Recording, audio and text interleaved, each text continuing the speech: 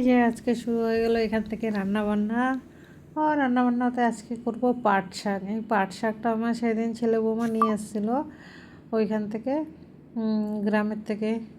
ও আসার সময় পাট শাক নিয়ে এসেছিলো, সেই পাট শাক রান্না করলাম আজকে। আর এখানে ভাত বসিয়ে দিয়েছি, একদিকে ভাত আর একদিকে মানে কড়াইতে বসিয়েছি আলু ভাজি মাছের ঝোলের জন্য। পাট শাক করেছি আর মাছের ঝোল। আর এই যে মাছের ঝোলের জন্য আলু ভেজে নিয়েছি। আলুটা একটু ভেজে নিলে তাহলে ঝোলে অনেকটা টাইম লাগে না, ফটাফট একটু মানে ঝোলটা ফুটে গেলে জলটা সিদ্ধ হয়ে যায়, তারপর নামিয়ে দিতে পারো। আর এখানে মশলার জন্য আদা আর এগুলো নিয়ে নিয়েছি, আদা কাঁচা লঙ্কা নিয়ে নিয়েছি। আর এখানে এই যে আমার একটা স্বভাব কিনা, মানে রান্নাঘরে মানে ছড়িয়ে ছিটিয়ে রাখতে আমার ভালো লাগে না। আমি এই মুছতেই থাকি গুছাতেই থাকি। এটাই আমার একটা বাজে স্বভাব। ও থাকলে তো ওর সাথে আমার এই নিয়ে একদম লেগে যায় লড়াই। ও বলবে আরে রান্না তো হতে দাও, তারপরে না করবে। আমার ভালো লাগে না, আমার একদম ক্লিন থাকবে, পরিষ্কার থাকবে, তাহলে রান্না করতে ভালো লাগে, মনটা ভালো লাগে রান্না করতে। আর না তো একসাথে সব কিছু থাকলে এই যে মানে গেঞ্জাম লাগে, তখন আর ভালো লাগে না। আর আজকে আমি একটা ছবি মানে দিয়েছি সামলে, যেটা হলো কি মানে একটা বোর মতো আর কি। ওইটা অ্যাকচুয়ালি মানে কী বলবো, মানে এখানে শুতে এসে চাদরটার উপরে দিয়ে তাই দেখলাম যে ভালোই তো লাগছে, তারপরে ছবিটা নিয়ে নিলাম ওর জন্য। তোমরা মনে কিছু ভাববে না, ওগুলো হলো মানে মস্তি করতে মজা করতে ওই ছবিটা তুলে নিয়েছি, তাই আমি থামলে ধরে দিয়েছি। মানুষ বলে না কিছু মানে সময় যেটা একটু ভালো লাগে সেটা একটা ছবি উঠিয়ে রাখো, তুলে রাখো, সেটাই হয়তো তোমাদের কাছে থেকে যায়। তাই ওই ছবিটার এর সাথে কোনো কানেকশন নেই, শুধু এমনি ভালো লেগেছিলো তাই আর কি উঠিয়েছি, তাই থামলে ঢেলেও দিয়েছি আমি এটা। আর এখানে দেখো মশলা পিসবো বলে জিরা পাউডার ঢালছি। ছোটো সাইজের 5 টাকা জিরা পাউডারটা নিয়েছিলাম, সেটাই একবারে ঢেলে দিলাম এখানে। আর এখানে একটু ধনে পাউডার দিয়ে দিলাম। মশলা পিষে 2 দিনের জন্য রেখে দিয়েছি, কালকেও চলে যাবে যে যতটা মশলা পিষেছি। আর এখন মশলা বেশি খাওয়া হয় না, খুব অল্পই খাওয়া হয়। বাবা তো এখন মানে খাবার খেতেই চায় না, তাহলে রান্না করবো। আর এখানে দেখাচ্ছে বন্ধুরা ঘাম, মানে বিশ্বাস করবে না, আমি রান্না করতে গেছি অজস্র ঘাম, মানে শুধু আমার মুখ ঘামছে, মুখটা মানে আমার চশমা দিয়ে ভেতরে মানে চশমা দিয়ে জল ট্যাপ করে পড়ছে। গামছা রেখে মুখ পুষতে মানে প্রাণ হয়ে গেছে, এত গরম আমি কী বলবো, যার জন্য আমি বারবার নিজের মুখটা দেখে দিচ্ছি। আর এখানে এই যে আলুটা ভাজা হয়ে গেছে, একদম লাল লাল করে আলুটা ভেজে নিয়েছে। আর বন্ধুরা দেখো এইভাবে আলু ভেজে না তোমরা একটু ঝোল করে খেয়ে দেখবো, ভালো লাগে, আলুটা একটা খুব দেখো। আর এখানে মাছ অল্পই, আমরা 3 জন মানুষ তো, আমার বাবা তো এখানে একটাই মাছ খাওয়ার পর আর খাবে না। আর ওইখানে একটা মাছ ভেজে রেখেছিলাম সেই জন্য। আর ওইখানে ডিম, পেঁয়াজ আর কাঁচা লঙ্কা কেটে রেখেছি। আর এখানে পাট শাকটা আগে একটুখানি নেড়ে নিয়েছি কড়াইতে, কেন ওই পাট শাকটা আগে কড়াইতে না নেড়ে নিলে না তাহলে একদম ভেতে হয়ে যাবে। তারপরে আলাদা আলাদা করবো, বাবার জন্য আলাদা, আমার জন্য আলাদা, বাবার জন্য রসুন ছাড়া, আমার জন্য রসুন দিয়ে। আর এই যে এইটা হলো বাবার জন্য রসুন ছাড়া, একদম প্রথমে বাবার জন্য একটু খেয়েছে,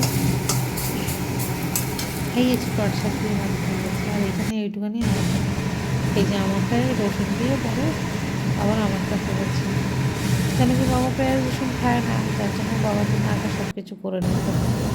আর এইখানে দেখো বন্ধুরা আমার সাথে একটা কাণ্ড হয়ে যায়, দেখো এখানে দেখো পাট শাকটা হয়ে গেছে। একটু রসুন দিয়ে করলে ভালো লাগে। আমার ফোনটা দেখো পড়ে গেছে, এখানে পড়ে গেছে বলে এক সাইড হয়ে গেছে।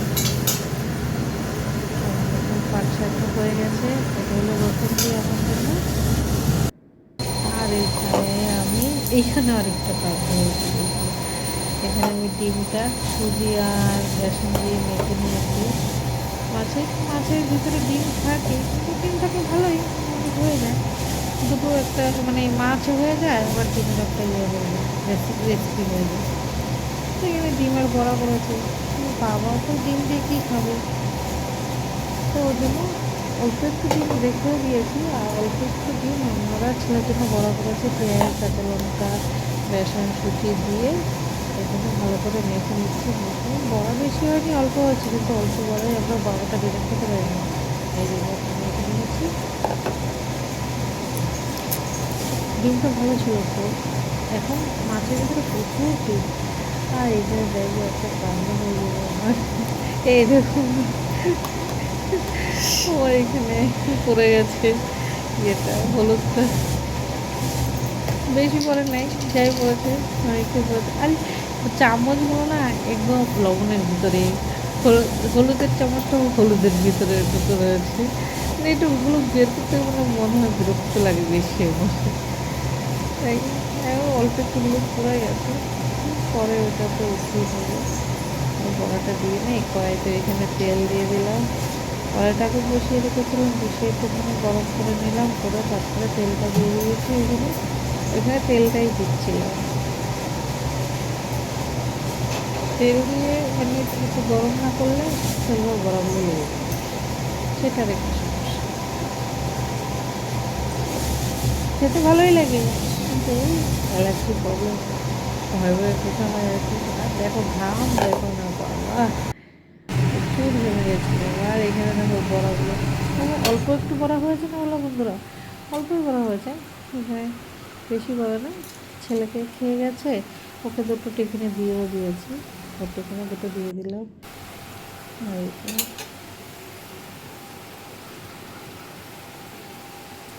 আমার ডিমের বড়া খেতে খুব ভালো লাগে, মাছের ডিমের বড়া, আর আমার বাড়ির সবাই খুব ভালো খায়।